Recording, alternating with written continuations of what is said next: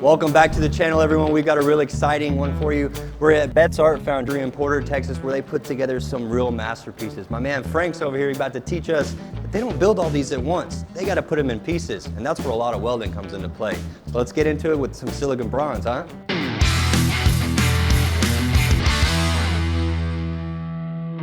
Earlier this week, we casted my face in bronze, and now we've got to take this plasma cutter, cut all the extra vents and everything off so that we can take a grinder and blend everything in.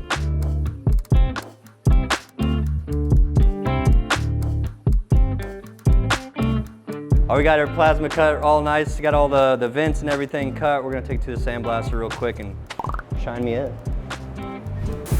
Once we get all the extra bits off, we can take it over to the sandblaster, and Frank's gonna give it a good once over with that thing so that it's nice and clean and ready to weld on.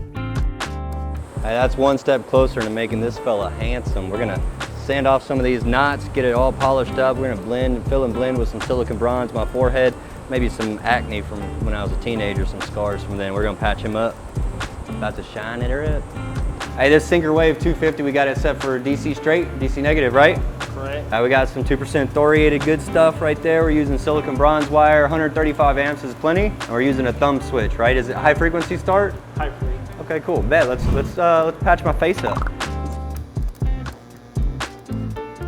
You just kind of get a nice puddle right there on that spot and just touch it up, huh? All the way up. Boop, boop, boop, boop, boop. Now, once that thing gets hot, it's ready. This silicon bronze just kind of follows the heat. I mean, I'll wash it out a little bit. You gotta control that heat a little bit with that thumb switch. Eyeballs. Gonna put a little weave across the top here. The nice thing about this is we're not looking for pretty. It's all gonna sand off. So we just want to fill in these cavities and voids. I think I got all of it. There might be a little bit left. I think that's it. After all the welding is done, we've got to blend all these welds in. We're going to bring everything down to the base metal so that my forehead is nice and smooth. We use a bunch of different grits of sanding, 80 grits, 120 grits, then we move down to Scotch-Brites. We're going to use this die grinder in kind of circular motions so that none of our grinding marks are in one specific direction. And then we've got to get all these chunks out of my nose. I usually just use my finger. Yeah. There we go. All right, deboogered. Ew. This is probably one of the most tedious parts right here, the finish work, right? A lot of the sanding and all the finishing and the grinding and switching bits. Oh, I love it. You'd be surprised how much ugly you can grind off something. Although there's not a whole lot of ugly you want to grind off of this, you know? We're gonna wrap things up with this finishing disc that goes on the end of a drill. We don't want to spin this thing too terribly fast, otherwise we'll smear some material. But this thing puts a nice shine on it and gets it ready for patina. Now taking a look at this, it looks like a busted lady here. I mean, she's in pieces. She's in pieces. We put the shell on, like this is solid down to here, but you have to get shell all around it. It has to dry. So you do cutouts and then you weld them back after you're done pouring. So that'll go there and then this will go. So this is all solid bronze. Right. What is bronze like made out of? What's like its chemical makeup? It's mostly all copper. So as far as welding it, what's so special? Do you need any special gas? What gas are you using? We're using argon. It's just a Straight argon, huh? straight argon. Straight argon, DC negative. We got us our TIG torch here. Got us, what is that, a little stubby cup, 8. What kind of tungsten is that? 2%, right? 2%. About a 1/16 of an inch size tungsten. Amperage wise, we're running about 135 amps. Is that pretty much what you use most of the time? Do you ever have to turn up the beans any? A little bit, but usually that's about as hot as we ever want to get it. Yeah, it's a lot more control. What are some of the complications when welding this silicon bronze? I run into a little bit of porosity. Sometimes you get some metal that just isn't quite right. It'll get porosity, you just gotta grind it out, try it again. But that there silicon bronze is some good filler. I mean, that'll stick to just about anything. And it's because of all that silicon in there. We'll put that somewhere on the screen right here as the chemical makeup of the silicon bronze. Part of the silicon helps it to flow. Right, the silicon is what is a active deoxidizer. It is what goes in and pulls out as much impurities as it can. That's its main alloy and that's its main benefit when you add it to a filler or a steel. So let's do some welding on this. Let's get her patched up. We're gonna stick the back of her leg together on here today, right? Close that up. I'm probably gonna need more amps than that then. Ah, you'll be No, good. that's good. Look at that. That's like ketchup. I put that shit on everything. Frank's hot sauce. Frank's hot sauce, that's what it is. You like it right there? Yeah, I think it's good. All right, watch your eyeballs. All right, I'm connected. You good? Yeah. All right, we're gonna let it solidify. It's where she's gonna be now. You wanna put some supporting tacks on there? Oh, it's just like butter. It is like butter. So now we're gonna let that tack kind of just break off. Layer down. As far as code requirements, there's no QC or anything, but the QC is the boss lady here, and she says she wants them flat because we gotta sand it. So what are you looking for as far as welding something like that? So if I got a bigger gap, I'll get a 3/32 rod, or even if it's a big old hole, I'll get an 1/8 inch rod. Let's give her a go. I'm really letting that bronze fuse to itself and using this silicone as a kind of a support for that weld. I want to see some of that sink in so I get Miss Lori's flat weld she's looking for. Let's see. That's beautiful. That'll work? That works. So there's a nice smooth flat weld. Really trying to make sure that there's no sharp edges on either side of that sucker. Frank, I got a nice nasty fit up for you, brother. It's your turn.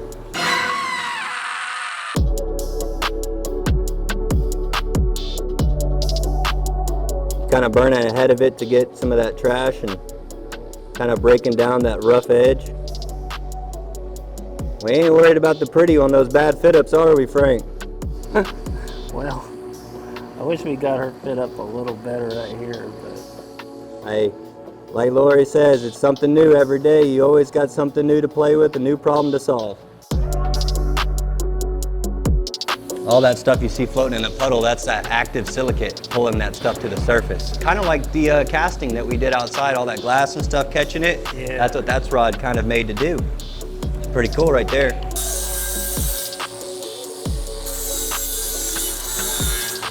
You don't get all this burrs in my water. I'm gonna get my bronze content in my system.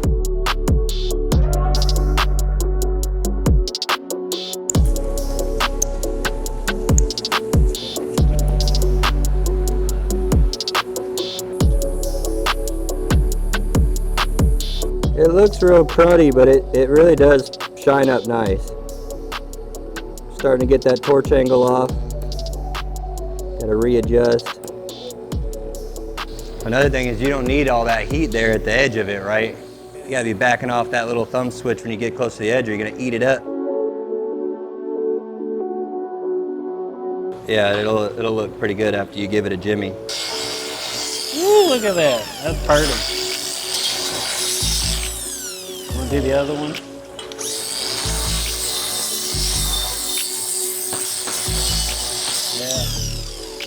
Yeah. I hate to grind a weld like that off. It's all right.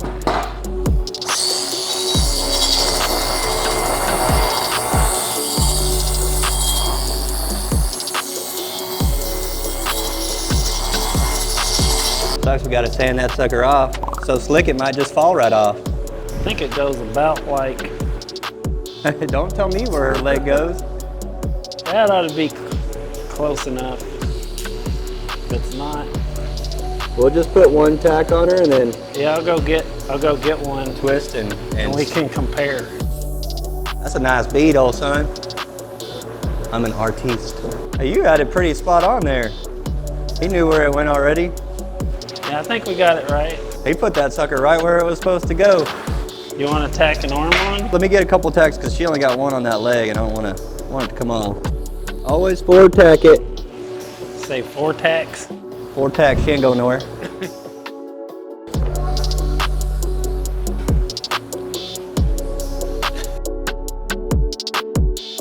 Hey, I'm cool with it. I'm having fun. I've never welded on a freaking sculpture before.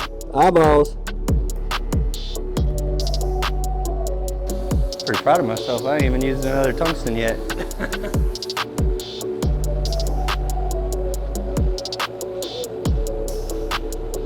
That welding, it went smooth, right? I thought it went smooth. What do you think? Yeah, no problem. Yeah, it's all stuck together. Kind of looks like we got the same thing going on, but there's a lot of work that goes in between getting to this to that. Lots of sandblasting, lots of sanding, lots of finish, lots of polish, and then wrap it up with patina. All right, now we're gonna do a touch of patina.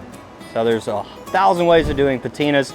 You can leave it outside and let it naturally patina and do its natural course, or you can use a lot of different things as far as different types of acids and combinations of waters and acids and mixtures and all kinds of stuff to get different results.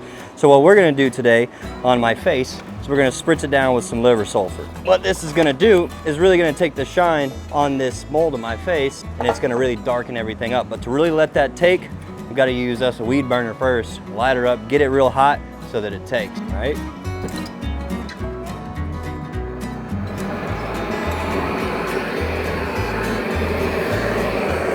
Now we're not trying to blacken this thing. We're not trying to pull a lot of colors. We're getting it close to 200 to 300 degrees. So if I start seeing color on my face, we know we're getting up the temperature. Now I've already seen some color in here. We know that we've got this bronze heated up. Right when we spritz that liver sulfur on there, it just gives me a nice black patina. It evaporates right away, and that's what you're looking for. That's what Miss Lori tells me, is you want to see that as your tell. Yeah, we got us a nice instant tan. You ain't gonna get that anywhere else. To neutralize all this stuff that we just put on it, we wanna rinse it off. The liver sulfur isn't that bad for your hands, but you should always take precautions when using anything other than water as far as chemicals. So we're gonna cool this off. It's still kind of hot. We're gonna go ahead and cool to the touch because we are gonna use a little Scotch-Brite pad to kind of pop some of that original bronze color back out. Ooh, I'm getting wet. It's kind of nice in the summer. Might just turn this hose on me for a second. See how hot that is? Should be pretty cool to the touch. It's a little warm. Yeah, we're gonna lightly brush. I mean, you can see already just me barely brushing it's giving some of that. So we're gonna lightly brush, kind of dry it off first. That way I can get a better idea what it looks like. You don't want to polish the tip of your nose too much. Lori says if you get too crazy on your nose, you're gonna turn into Rudolph. This is a meticulous process. You can always go back and do it again, sand it off, go back to the stage in sanding where it got that color that you were looking for. But, you know, if you do it right the first time, just pay attention to the little details of what you're trying to get. You can always take off more. If you want to put more back on, you're gonna have to restart.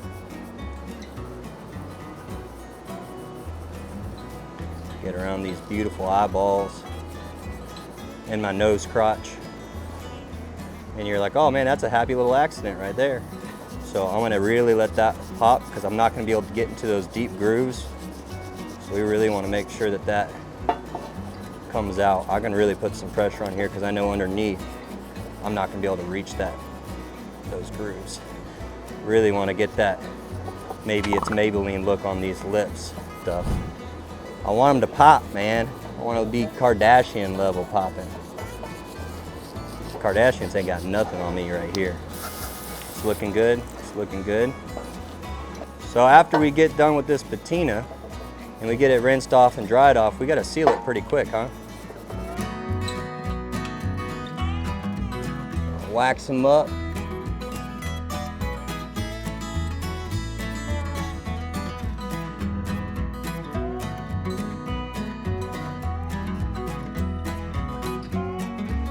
And as always, guys, thanks for watching the channel. You ain't gonna find content like this anywhere else. I was able to immortalize myself in bronze here at Lori Betz Art Foundry, where we were able to cast and do all the sanding, finishing, some welding to get the bracket on here that we needed, polished off the boogers on my forehead and got the boogers out of my nose. And we got us a cool piece. Again, Lori, thanks for having us. It's just such an experience. Well, we really appreciate you coming by. It's been a lot of fun. We occasionally have classes, maybe a couple of times a year. So if anybody is interested, go to our website, betzartfoundry.com, get on our email list, and we'll let you know. That's awesome. I know I want to take a class already. Take it easy. We'll see you on the next one.